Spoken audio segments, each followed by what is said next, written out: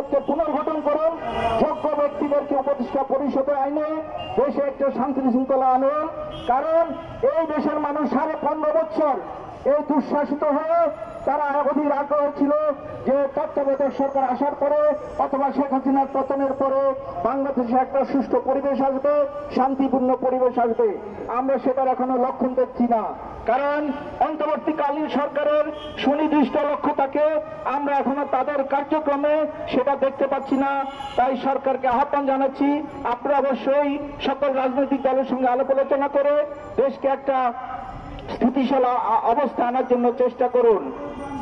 আমাদের যেহেতু বিক্ষোভ সমাবেশ, তা আমি এখানে শেষ করছি। সবাইকে আহ্বান জানাচ্ছি, আপনারা কোনো ভেদাভেদ করবেন না। আমরা যারা 16.5 বছর আন্দোলন করেছি, আমাদেরকে এক ঐক্যমতে থাকতে হবে এবং আমাদের এক পথে এগিয়ে যে এই দেশটাকে একটা সুন্দর বাংলাদেশ দ্বারা প্রতিশ্রুতিবদ্ধ থাকতে হবে। আসসালামু আলাইকুম।